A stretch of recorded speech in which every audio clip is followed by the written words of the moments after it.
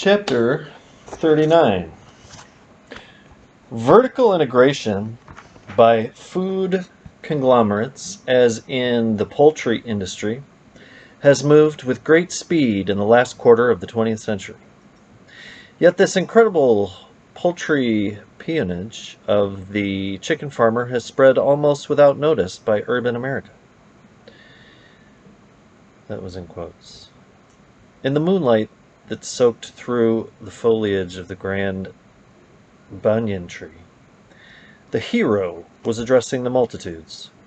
Dressed in an inexpensive gray suit and a terminally drab necktie, he might just as well have been speaking in Philadelphia as La Hyena. But so enormous was his integrity that the sound of his voice caused the mongooses to cease stalking poodle dogs on the grounds of the public library, and even Montana Judy's mob, which had raised 7 kinds of hell at the afternoon session of the Carefest, sat on the grass in respectful silence. In fact, aside from several plastic Japanese fans and the hero's dry lips, the only thing moving in Banyan Park was an ancient chaperone cruising the crowd, row by row, searching for her responsibility. Quotes. How, for example, can the housewife detect and do something about residues of hormones, antibiotics, pesticides, and nitrates in the meat she purchases, or the excess water added to the chickens, hams, and processed meats? End quote. Slurp and slobber, smack and excess water. Lee Cherie and Bernard kissed deliriously. They were speaking in tongues. Like an animal at a salt lick, he cleaned up the last of her tears. He even kissed a pearl of her snot away. As if his tongue weren't enough, he eased a finger as well into her mouth and read the slippery braille being writ there. She sucked his finger and pressed her body against his so tightly that he nearly lost balance and toppled to starboard. The ocean in the small boat harbor was feisty with tide, and they hadn't gained their sea legs yet. Cautiously, centimeter by centimeter, squeezing as he went, Bernard worked a freckled hand up inside her skirt. Her panties all but dissolved in his grip. Oh my, had King Max telephoned his bookie right then, he'd have found the odds running 8-1 against celibacy. Quote, the chemical industry and its pushers have ensured that the government goes slow on research for alternative and safer methods of pest control. Unquote. Bernard handed her a capsule and a cup of tequila with which to wash it down. Here, swallow this. What is it?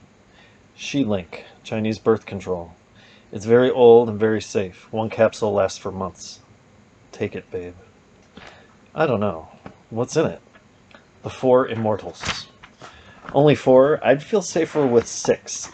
Take it. With 6, you get egg roll. Take it. She took it, trying, as she swallowed, not to think of that line of marching Chinese, 8 abreast, stretching completely around the globe. Later, I'll teach you lunaception, how to observe the way your hormonal cycle coordinates with light. You can learn to synchronize your body with moon phasing and be knocked up proof and in harmony with the universe at the same time. A whale of a bargain.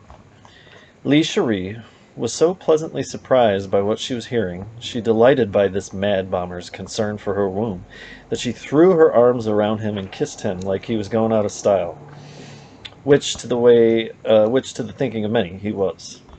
She found herself laughing, kissing, and undressing all at the same time. Former Republican presidents, eat your hearts out.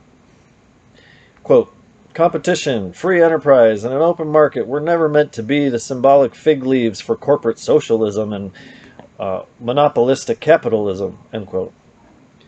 Did the hero realize that he spoke of symbolic fig leaves? As he spoke of the symbolic fig leaves, real fig leaves formed the canopy that shielded the sheen of his business suit from the playful rays of the moon. Aboard the High Jinx, the last symbolic fig leaf had fallen. Bernard's shorts, black, naturally, hit the deck moments after Lee Cherie stepped out of her panties. Their underwear just lay there, gathering dust, like ghost towns abandoned when the nylon mines petered out. They tumbled on to a lower berth. Lee Cherie had been this aroused before, but never this relaxed about it. Her knees framed her smiling face. She presented a target difficult to miss. The moon, bright as a lemon, entered the sloop via a portal and sparkled on the dripping bullseye. His aim was true.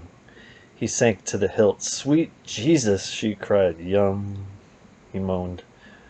The sea rocked the boat as if egging them on. Quote, "Rarely revealed publicly, but still operational, are corporate rationalizations that air pollution is the price of progress and the smell of the payroll." End quote. As time passed, the air in the cabin was composed of 2 parts oxygen, 1 part nitrogen, and 3 parts slish vapor, French mist, and Cupid fumes. Their funk billowed over them like a sail. It carried them across the crest of spasm after spasm. The aroma of her cunt knocked on the hatch's back.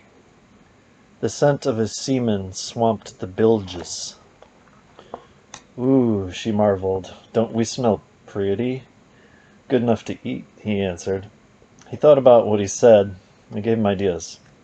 Quote, "In all the current environmental concern and groping for directions by students and citizens groups, one major institution has been almost ignored or shunted aside as irrelevant." End quote.